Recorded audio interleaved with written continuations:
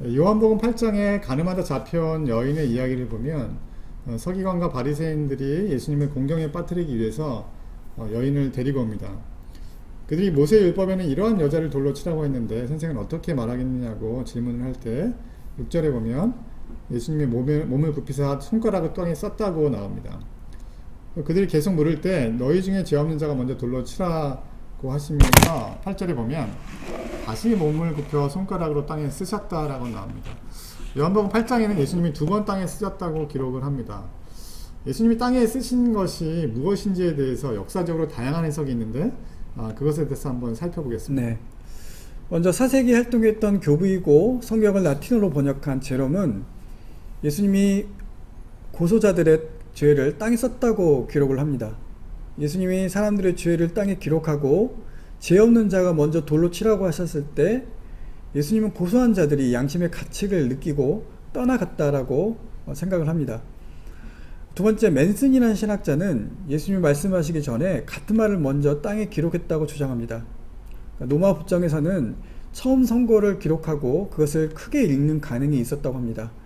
그렇게 보면 6절에 쓰신 것은 7절에 말씀하신 내용, 너희 중에 죄 없는 자가 먼저 돌로 치라이고 8절에 쓰신 것은 11절의 내용, 나도 너희를 정죄하지 않는다입니다. 하지만 맨슨의 해석이 맞다고 볼 때 6절에서 예수님이 바닥에 죄 없는 자가 돌로 치라고 쓰신 후에 바리새인과 서기관들이 예수님께 계속 묻는 것들을 우리는 설명할 수가 없습니다. 바리새인과 서기관도 분명히 글을 읽을 수 있었을 텐데 그렇다면 예수님께 다시 묻지 않았을 것이기 때문입니다. 다른 해석은 에레미야 17장 3절에 근거해서 아마도 예수님이 고소하는 사람들의 이름을 기록했을 거라고 우리는 생각해 볼 수 있습니다. 에레미야서 17장 13절을 보면 이스라엘 소망이신 여호와여 무릇 주를 버리는 자는 다 수치를 당할 것이라 무릇 여호와를 떠난 자는 흙에 기록되오리니 이는 생수의 근원이신 여호와를 버림이니이다. 즉 예수님을 시험하는 이들이 여호와를 떠난 자들이고 여호와를 버린 자들이라고 고발하고 있는 것이죠.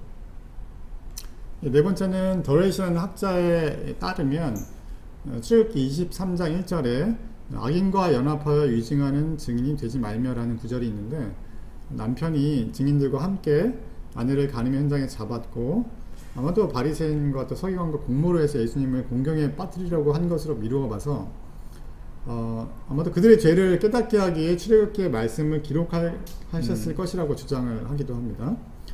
마지막으로 다른 해석은 예수님이 글을 쓴 게 아니라 그 마음을 정리하고 생각을 정리하면서 선이나 원을 그렸을 것이라고 주장을 하기도 합니다. 유대 문화에서 마음이 심란할 때 그리고 혼란스러운 일을 겪을 때 땅에 낙서를 하는 여러 그런 사례들에 대한 기록이 있다고 합니다.